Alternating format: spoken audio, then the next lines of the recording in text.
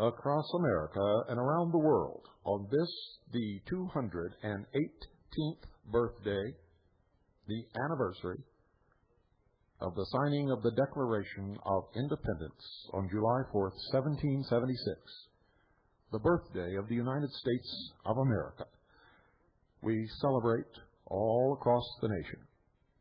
But what are we celebrating? How many people are there just for the fireworks? How many are oblivious to the founding principles upon which this nation was based? I am torn, ladies and gentlemen, between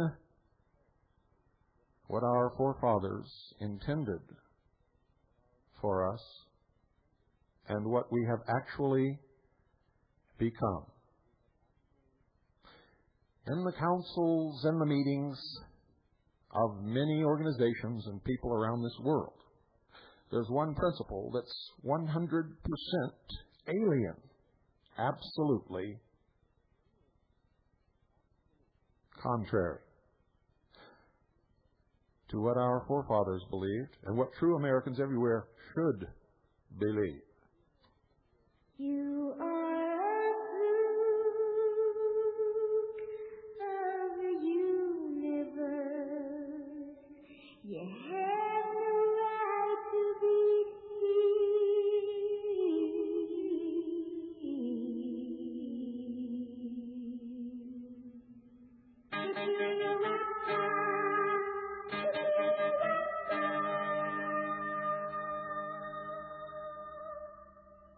The unique idea of the Declaration of Independence, as penned by our forefathers,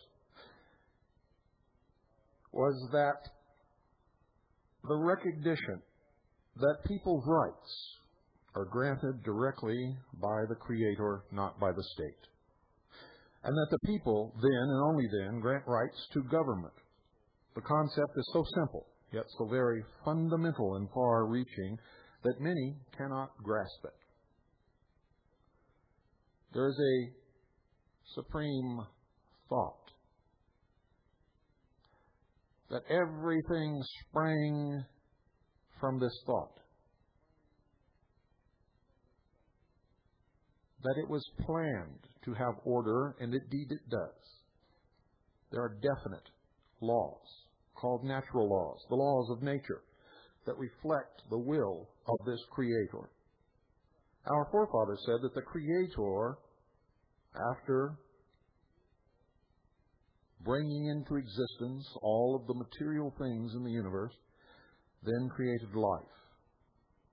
After He had created life, He gave one particular species the ability to reason, to form original thought, to think. Man. And that with this ability to reason, He endowed man with certain unalienable rights. That's unalienable, not inalienable. The authority is the Declaration of Independence, where it specifically states unalienable rights.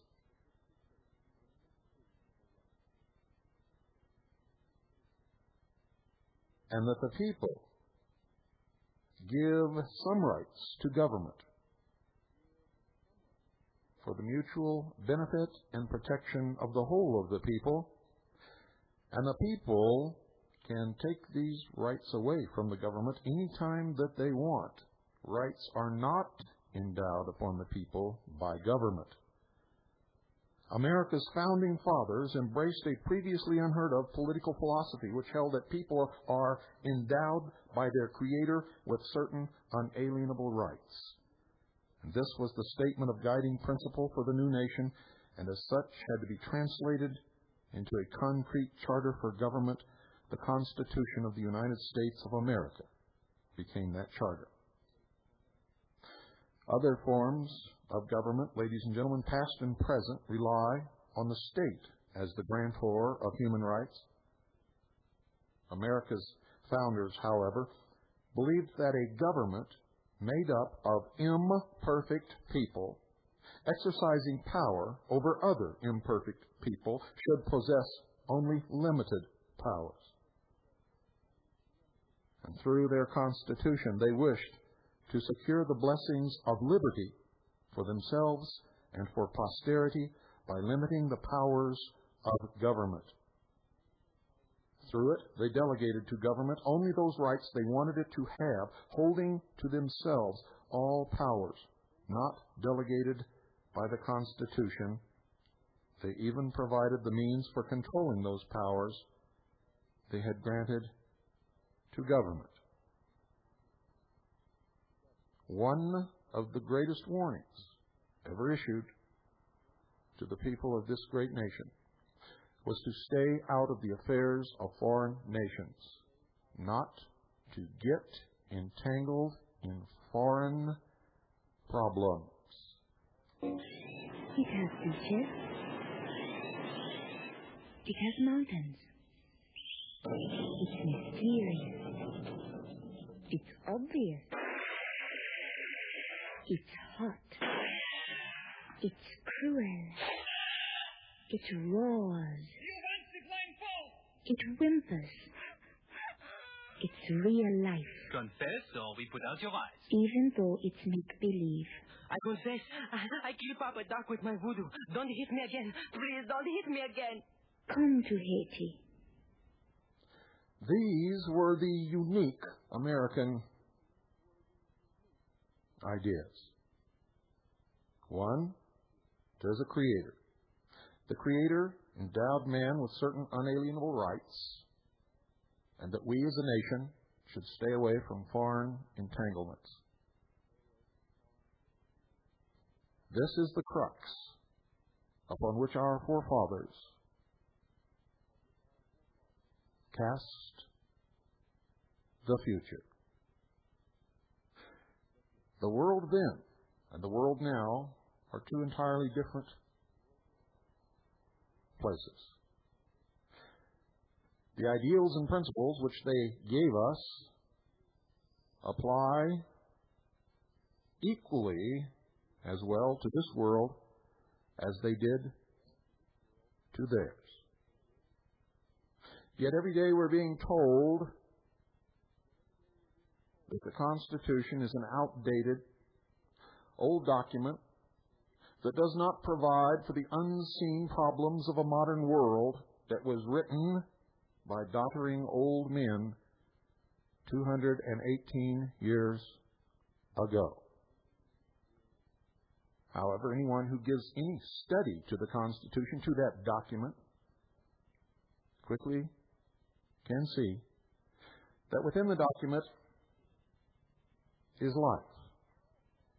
You see, our founding fathers provided that this document, the Constitution of the United States of America, can live forever. Forever. It provides within the document a method for us, the people, but only through the will of the people, through set methods outlined within the document itself, to provide for unseen problems. The fact that we have chosen most of the time not to mess with that document, not to change it, not to call constitutional conventions, and not to frivolously write amendments to that document. Many of the present amendments were not legally and constitutionally created and applied.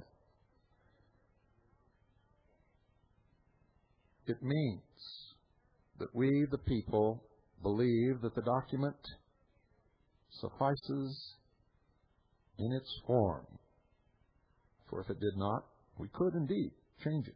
In fact, we could get rid of it if we so desired.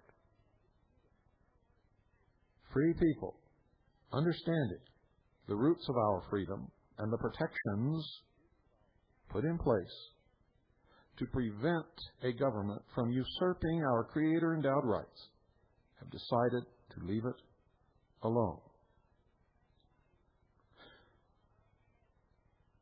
And still, I am torn between the world that was then and the world that is now.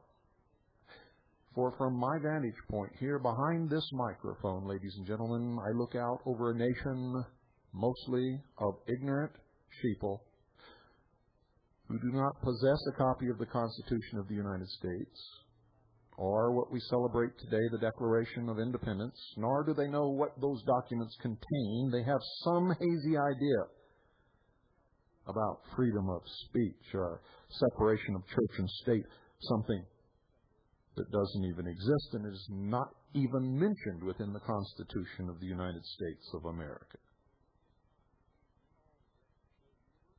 How many of us really understand how different we have become?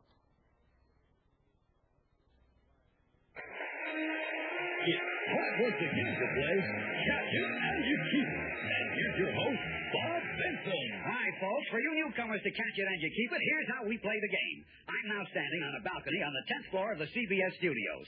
The contestants are gathered below me in the parking lot. My assistants and I will throw prizes down to the crowd, and if they catch them, they keep them. That's all there is to it. Now, let's turn on the PA system and start the fun. Can you hear me, folks? Who do we have first, Phil? Well, Bob, our first contestant is a consulting engineer who used to play center field for his high school baseball team. Meet Mr. Ronald Hudson of Canoga Park, California.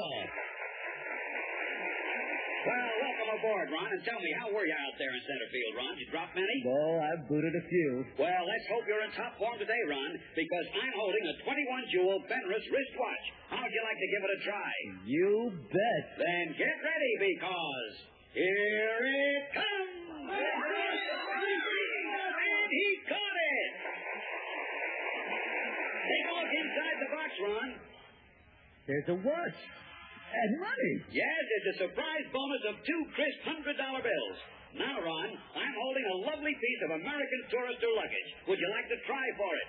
Well, I don't know. I'm going to open this suitcase, Ron, and place inside it a $500 Spiegel catalog gift certificate. Now, how do you feel? Can I ask my wife? Go for it, Ron. Go for it. Well, okay. She's the boss. It's a bit on the bulky side, so you'll have to be pretty agile. I'll give it a try. Ron had better be agile indeed, because what he doesn't know is that in addition to the $500 Spiegel catalog gift certificate, the suitcase also contains not 1, not 2, but 3 solid gold bars weighing 85 pounds each. And after a 100-foot fall, this baby's going to carry quite a load. Get ready, Ronald Hodgson of Canoga Park, California, because here it comes!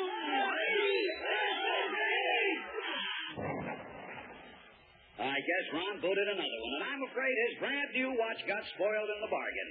Moving right along, it's catch-all time, when we'll just toss merchandise over the side, and whoever catches it keeps it. Are you ready? Then here goes. Can you describe some of the action, Phil? Be glad to, Bob. An elderly woman has just snagged a Sunbeam poster, and whoop! A Hamilton Beach electric knife has come down point first, I'm afraid, on a man dressed as some sort of vegetable. I think it's a turnip. Oh, there's something. A lady was so pleased over catching a Sears completely immersible electric coffee maker that she failed to notice a plummeting Tappan gas range. Tappan, the leader in kitchen appliances since 1881. Most of the contestants managed to dodge the amount of freezer, but the year's supply of Gaines dog food certainly caused quite a stir. 3 couples joined up and made a great try for the dining room set from Ventura Collection by Keller. 2 or 3 more, and they just might have... There goes the fanfare that announces our mystery package. Remember, this package could contain anything from feathers to lit balloons. So, while the contestants get ready, Phil will let the home audience in on the secret. Today's mystery package contains a dream house. That's right, a prefabricated golden medallion home for the ultimate in total electric living, complete with wall-to-wall carpeting and a real brick fireplace. Altogether, it weighs over 46 tons. Are you ready? And here it comes!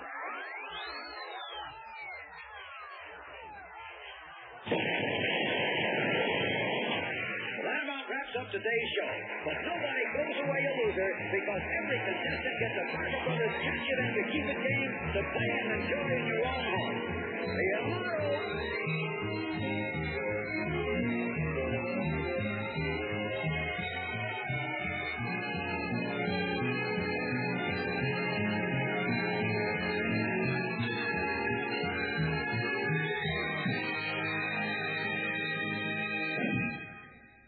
Quote, "Let virtue, honor, the love of liberty, be the soul of this Constitution, and it will become the source of great and extensive happiness to this and future generations.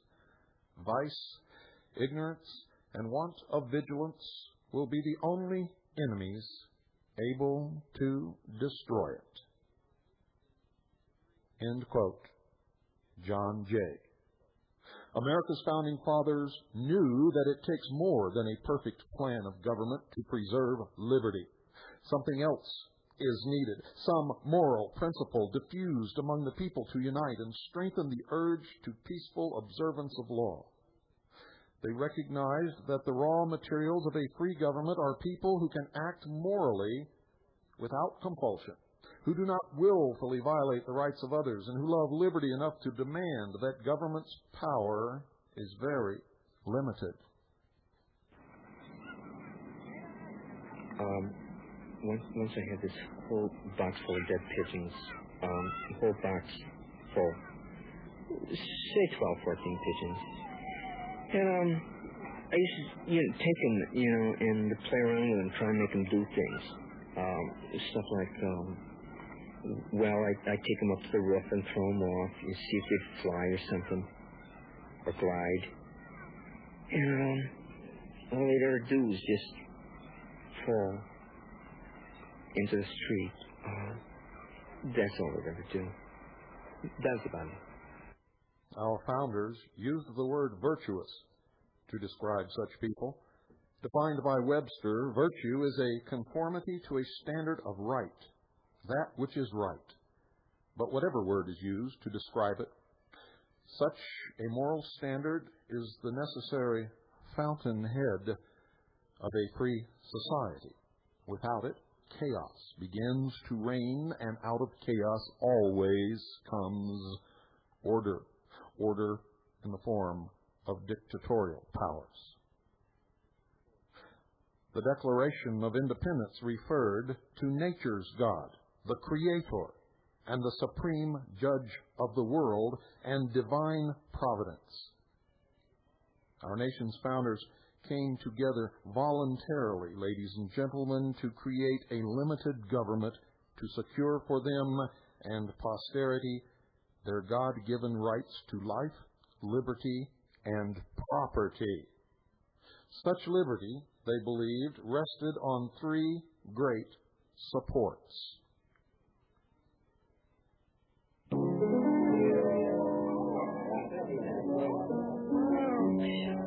It's like really far out, he picks up on these really fine things, like the fact that, like, when you're getting off all this copper, from Bolivia, to Australia, and, like, like the blacks, like how we're, like, getting them off, too. And, like, he picks up on these things, so far away, man. And, like, Bangladesh, like, he beat up this whole trip with these starving kids, and, man, it's, like, far out, because, like, we're not only, like, looking at those people, but, like, people in Japan, like, that's where the plastic comes from, for the album, it's far out, man. He spreads himself so thickly over that earth, It's so beautiful, he says, great. They were the natural law and unalienable natural rights granted by the Creator. a written constitution to assure a government of laws, not of rulers, and, dear listeners, virtue among the people. Virtue among the people, the best defense against tyranny. Then their own words, if you listen to them, are eloquent reminders of their devotion to this belief. I quote, "Of all the dispositions and habits which lead to political prosperity, religion and morality are indispensable supports. It is substantially true that virtue or morality is a necessary spring of popular government." End quote. George Washington said that in his farewell address, the same address where he warned us against foreign entanglements. Quote, "We may look up to armies for our defense, but virtue is our best security. It is not possible that any state should long remain free where virtue is not supremely honored." Samuel Adams said that. You're dazed, bewildered, trapped in a world without time, where sound collides with color and shadows explode. Yet this is no science fiction adventure. This is the real-life, everyday world of a pothead. Pot, grass, weed, marijuana. It all means the same thing. You smoke it and you get high. Maybe you smoke it because it's the in thing and you want to be with it. Maybe you're rebelling against your parents, or maybe you're just looking for kicks. Whatever the reason, ask yourself this: is it worth the risk? All the facts aren't in on marijuana, but here's one that is. A recent study at Duke University showed that prolonged use of marijuana can result in a permanent loss of hearing. So the next time someone hands you a joint, maybe you won't just get stoned. Maybe you'll get stoned. Death. Quote, "Virtue must underlay all institutional arrangements if they are to be healthy and strong. The principles of democracy are as easily destroyed as human nature is corrupted." End quote. John Adams. In my life, I've come to realize that evil emanates from the hearts of men and from nowhere else, ladies and gentlemen. You may attribute it to whatever you wish. If there's a forest where evil exists and you take man out of that forest, and I'm not talking environmentalism, I'm talking about a location where evil exists. If you take man out of that forest, there will be no evil. How many of you have discovered this in your life? How many of you understand exactly what that means? How can we entrust to men supreme power over us as a government, granting rights to us, when they have this very same evil within their hearts that they struggle with on a daily basis? Most men, if confronted with enough temptation, always succumb. And I say most men. For I have seen very, very, very few who will not. But I can count them on one hand, and generally on two fingers, that I've known in my entire life.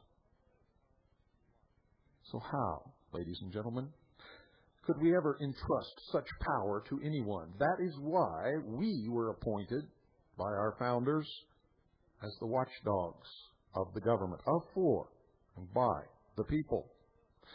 And what has happened to us?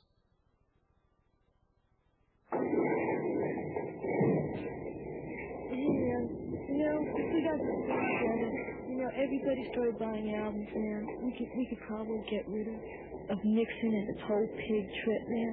We could get somebody in there, man. Like, oh, that would be really smart, you know? That'd like be incredible. That'd be great. I mean, like, you We know. could get Robbie Robertson, you know, to be Secretary of War, you know? That would be so fun. Make everybody wear undershirts, man. I know. But you could, you know, the hidden I know, body man. Like people like Garcia, like Jerry Garcia, like and have him, like, you know, head of giving out downs. Or you know, Phil Spector, you know, he could do better. He could lower the net. Lower the net? That sounds okay. Somebody has to, you know. Yeah. Not me. Alexis de Tocqueville, the French statesman who traveled across America in the 1830s and wrote a 2-volume study entitled Democracy in America, is widely quoted as observing, quote, "America is great because she is good. And if America ever ceases to be good, America will cease to be great." End quote.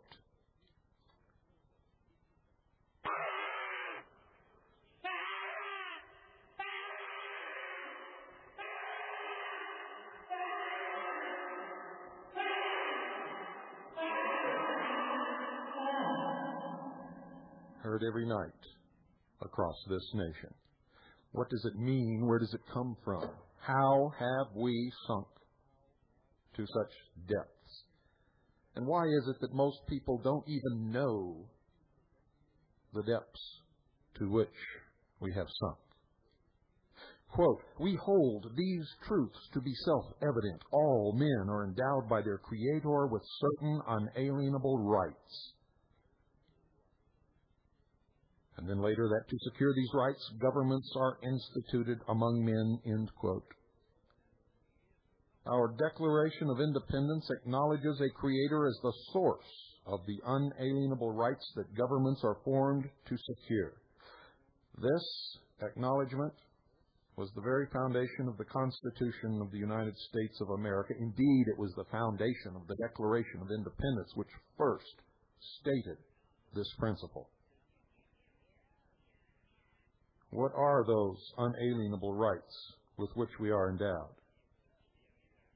They may be described in many ways, but the English jurist Sir William Blackstone wrote in 1766, and I quote, "These may be reduced to 3 principal articles. 1, the right of personal security or life.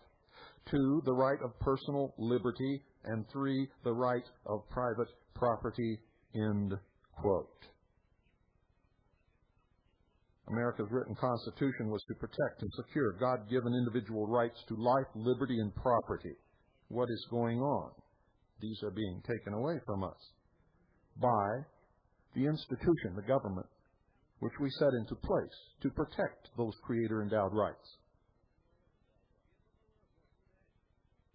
If we ever allow this foundation to be eroded and lose faith that these rights are a gift directly from God to each individual, then, dear listeners, we lose the basis of the greatness of the miracle that is America. You see, the ultimate source of these principles and ideals, the ultimate source that is embodied in the Declaration of Independence and in the Constitution and in the Bill of Rights, is the natural law. Sir William Blackstone, the same eminent English jurist, also said this, quote, "Man must necessarily be subject to the laws of his Creator. This will of his Maker is called the law of nature.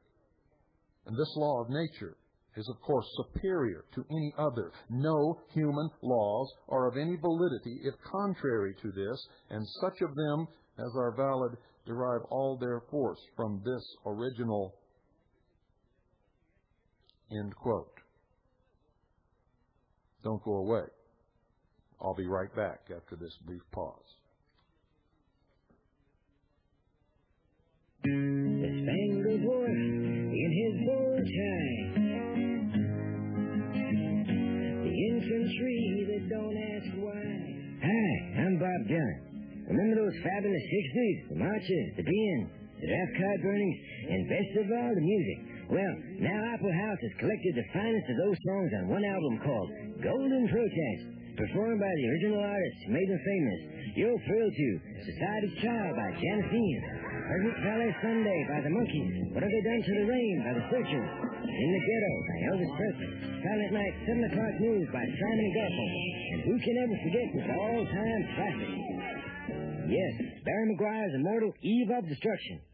And, of course, my own Masters of War, all for the incredibly low price of $3.95. And if you order now, you'll also receive a treasury of acid rock featuring Vanilla Fudge, Blue Cheer, Pretty Pink, Moby Grape, The Electric Croon, Jeff's Airplane, Low Star and Hand People, to name but a few. Plus, as part of this special limited offer, you'll also get the best of the supergroups with Traffic, Cream, Lion Freight, Ginger Baker's Air Force, and many, many others. Yes, this is a collector's dream, Golden Protest, plus 2 fabulous 60s albums, all for only $3.95. If you were to purchase these selections separately, they'd cost you hundreds of dollars, and many cannot be found anywhere at any price. Well, it's time for my boot heels to be wandering.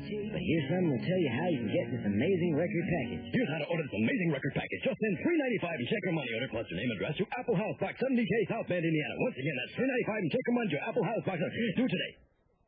The founders, ladies and gentlemen, did not establish the Constitution for the purpose of granting rights. They established this government of laws, not a government of men, in order to secure each person's creator-endowed rights to life, liberty, and property. Don't go away, folks. I'll be right back after this very short pause.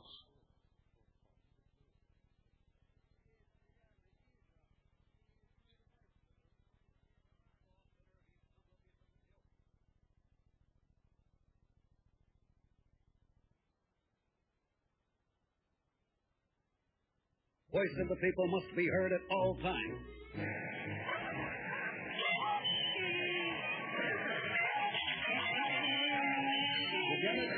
Sorry, boy, this conference is for us Caucasians. You know how much you got all those holes in your forehead? Learn to eat with a fork. How about you and me going for a little spin? Nominations for the presidency of these United States.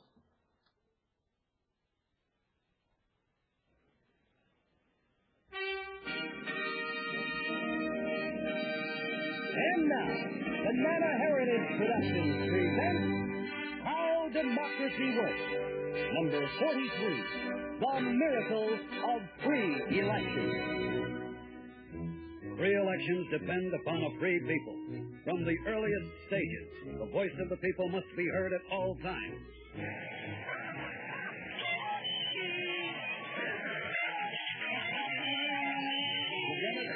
Sorry, boy, this conference is for us Caucasians.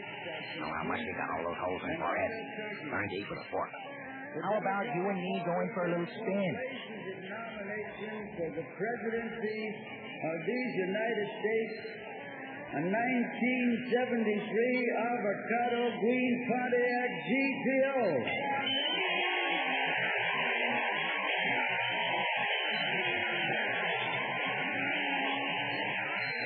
The representative of all the people responds to the will of the other people. Those cynical manipulators of all that's best in America.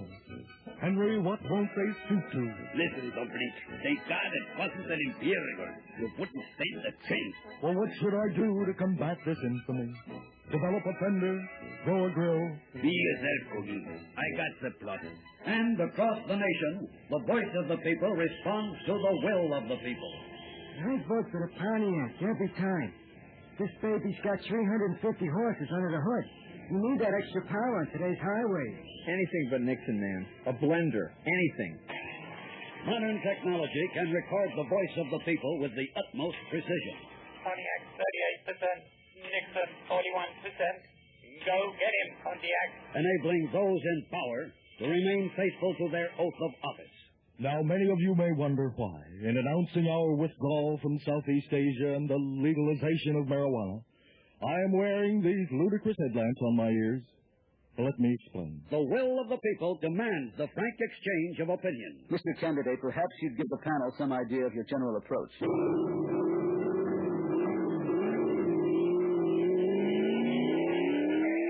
Boy, can that baby hang in there on the corner? Well, I'd just like to say, Harry, that in the accelerating times in which we live, we must not change lanes in cause of traffic. How many miles you get to the game? Well, 20, 22 on a long haul. But rather negotiate the tricky curves of the future. If only Kennedy had been continental, he'd still be with us. And if only Roosevelt had been a wheelchair. The will of the people is clear. Adjustments must be made. I'm sorry, Spiro. It's the will of the people. That's what I thought. Spiro he dance no more on the heads of punks. But tell Spiro one thing, boss, before he waddle off into sunset. Who is new Spiro? Well, this is hard, old friend, but a truck. A 4-axle Max semi. That's good, boss. A trucky dance good on the heads of punks. In the heat of an election year, however, mere adjustments are not enough. Pontiac 764%, Nixon 6. Yes, the will of the people is a cruel mistress. Yet it is in the darkest hour that she teaches her most lasting lesson. Why do they hate me? I only want to be president. Klein, Ja, Herr Doktor. Ziegler. Ja, Herr Doktor. Klein. Ja, Herr Doktor. Nofziger. Ja, Herr Doktor. This, the seventh crisis, is something hot because of plot. Think. Shut up. Me, I say he's got to be a bridge. Gives the dummies a clear choice. He can beat electric knife to the top his Vayax, yeah? Ein diesmal Bravo. Jetzt die Fräulein, nein? Nein, it's so. Met in the airplane bridge with that guy. Bridge would be. Wait. Couldn't I just be a car, too? Wait. What if a lot of cars he is? Rose Grill, Caddy Fender, Imperial Whiteworth. All of them pimp cars he look like. No. And so, through the will of the people, the representative of all the people is transformed from a representative of none of the people into a representative of some of the people. Democracy at work. Someone's coming. Someone good. Someone rugged. Someone smooth. Someone long, sleek, exciting, powerful. Someone you can slip into as easily as he slips into you. The all-new 1973 Nixon GOP. You want a president with breakthrough thrust. A president who won't boil over when the heat's on. Above all, a president who starts first time in a Cold War. Try the 1973 Nixon. He grips the road to prosperity like a tiger, and he breaks just like a little demon. Join the generation of peace with Nixon, who's all yours. The preceding was a political announcement paid for by the Nixon-Mack Campaign Committee. The voice of the people is heard once more. Don't believe it, man. He'll do anything. Anything. With the will of the people duly satisfied, the race for the highest office in the land, not a prize, but a privilege, enters its final lap. Here in tiny Buena Vista, California, the Democratic candidate took a definite stand on the busing issue today by forcing 7 school buses into a multiple accident. From all over the nation have come congratulations and pledges of support. Push those kids off the road, will you? You're holding up traffic. In other dramatic developments, the president appointed a Buick to the Supreme Court, announced plans for a summit meeting with a Zopsk limousine, and pledged the vote to all auto Americans. Mr. Nixon himself cruised down to Lot David for a $100 a tank fill-up, accompanied by Mrs. Nixon, now a Chevy Nova, and the 7 White House Volkswagens. And so the election reaches a fitting climax. Once more, folks, the last-minute entry into the demo derby. Governor Wallace of Alabama, the 1958 Dodge pickup. And all 3 contestants are hurtling around this tiny figure eight of silver destruction. The president narrowly misses the Pontiac, and the Pontiac in the pickup. The president comes around again, and rear-ends the Pontiac. He's got that extra life, that extra strength. He rear-ends Wallace, and he turns the over guard again and again and again. Yes, folks, it looks like Nixon in 72.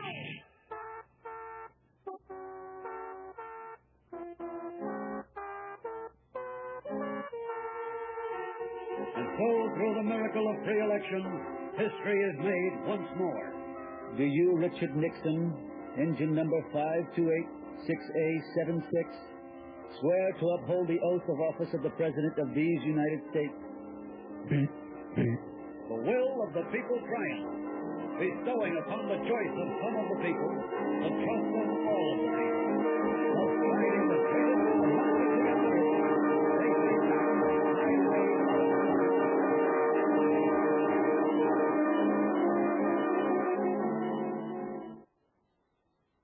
Thomas Jefferson said, "Man has been subjected by his Creator to the moral law, of which his feelings or conscience, as it is sometimes called, are the evidence with which his Creator has furnished him the moral duties which exist between individual and individual in a state of nature accompany them into a state of society, their Maker not having released them from those duties on their forming themselves into a nation. End quote. I feel totally different, absolutely different, and I bet Alan, Clark. Yeah, like it makes you feel a little warm inside. I mean, wow, like all of a sudden I bought this album, to help with these poor people, man, in Bangladesh. And I felt better. I started feeling like all this warmth inside me. Like I was back in like Big Sur, I mean, we fasted, at school for a day, actually, 2 periods, lunch, I think, but, it was really fun, fasting was so fun. James Madison wrote, quote, "The accumulation of all powers, legislative, executive, and judiciary, in the same hands, whether of one, a few, or many, may justly be pronounced the very definition of tyranny." End quote. If dope smoking doesn't damage your brain, then how come so many teeny boppers think Cheech and Chong are funny? Hi, I'm Frank Rizzo, asking you to give generously to help support the Philadelphia Police League for Retarded Children. This is the worthy organization that gives a retarded child the opportunity to become a policeman. Founded in 1844, the League provides training in every aspect of crime prevention, from tying one's own shoelace to lying under oath. Many of the youngsters, aided by the League, have risen to high position in law enforcement. In fact, all of us have.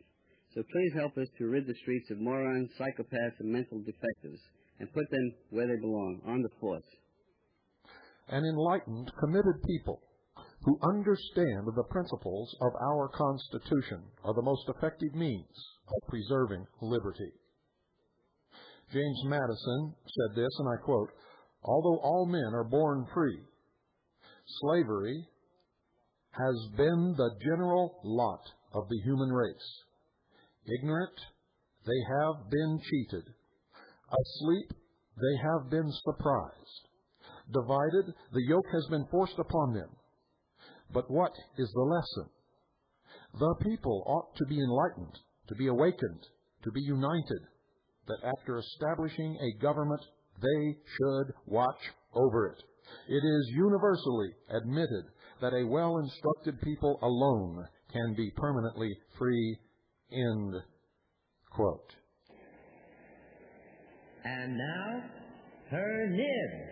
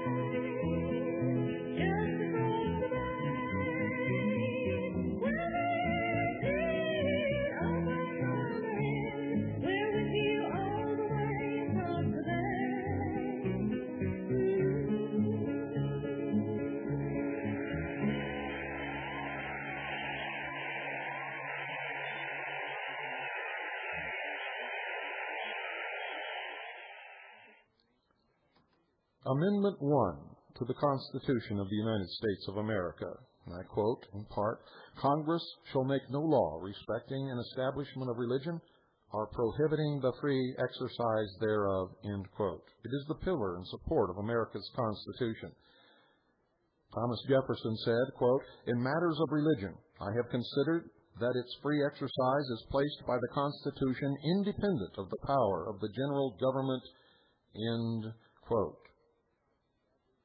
This government was established as a secular entity to protect the religious freedom of all peoples to practice whatever religion they wished to practice. It was never founded as a Christian state or any other religious state. For the only thing that guarantees that you will not be persecuted in the prosecution of your religion is that the state not have any interest in any religion. So don't believe all of the bullshit that you've been hearing about this being a Christian nation. It protects Christians. It protects Buddhists. It protects Satanists equally. And without that protection, no religious belief, no church, no religious person would be safe from persecution. And in fact, the old Inquisition and burnings at the stake would soon return. The far out thing is though that album, man, is like more than your record, if you know what I'm hinting at, you know. Oh, have you done that, you expect to get your wax, you know. You got your stacks of wax, man, but you don't expect to get high in the bargain, you know what I mean? I mean, you know, I put my tongue in the hole, you know. Yeah, what happened there? Spin it, man. Well, it hurts, you know, but the pain is so out of sight, you know. Light your faith, and you can light the world. Set fire to the church of your choice. In the first inaugural address of Thomas Jefferson, he said this, quote, peace, commerce, and honest friendship with all nations, entangling alliances with none, end quote. It's an essential part of the Founders' formula for peace and prosperity. We must be free from foreign entanglements. Yet whenever we wish to get involved somewhere, a reason is often created to do so. George. This is that time to take up a collection for the bummed orphanage. What bum do we need?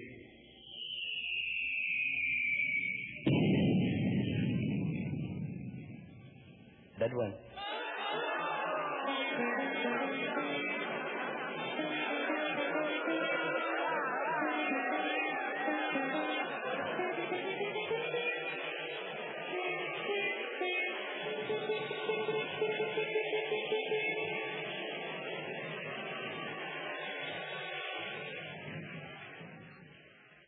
And of course, in the breakdown of moral values, the breakdown of our strength, our traditions, and the breakdown of the very fabric of the nation, people everywhere are posing this question. What can you expect from a God who crucified his own son? And how can you answer that, ladies and gentlemen? I don't know how to answer it except that in the Christian religion, the Son was the God.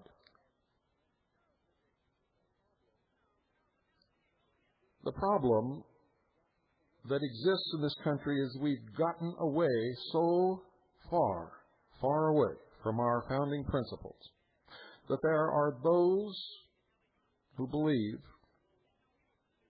that we must bring about a world totalitarian socialist government to feed the poor, to control the crime, to stop the drugs, to prevent Christians from shoving their religion down everybody else's throat, and to prevent Muslims from shoving their religion down everybody's throat. and to prevent atheists from bombing all of the churches of the people who want to practice their religion, that are trying to say that the atheist is wrong. This country was built upon the premise that all men are created equal. It doesn't mean that they remain equal all of their life. What it means is that they're created equal. They all have the same opportunities, but above that, above all, that we are endowed with certain unalienable rights that give us the freedom to do and practice and have and own and say what we wish whenever we wish, as long as we do not take away from the freedoms of anyone else. And getting away from that premise and trusting imperfect man to represent us and do the right thing without being watched over is what is destroying this nation. We are at fault, ladies and gentlemen, no one else. And on this, the 118th birthday of the... We interrupt this program with a special bulletin. America is now under martial law. All constitutional rights have been suspended. Stay in your home. Do not attempt to contact loved ones, insurance agents, or attorneys. Shut up. Do not attempt to think, or depression may occur. Stay in your home.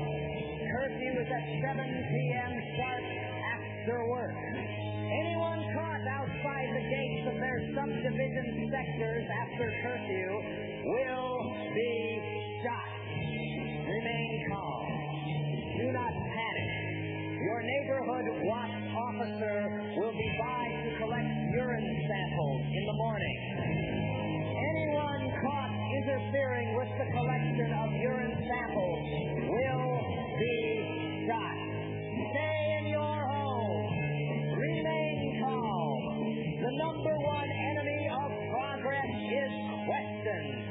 National security is more important than individual will. All sports broadcasts will proceed as normal. No more than 2 people may gather anywhere without permission. Use only the drugs prescribed by your boss or supervisor. Shut up. Be happy. Obey all orders without question. The comfort you demanded is now mandatory. Be happy. At last, everything is done for you.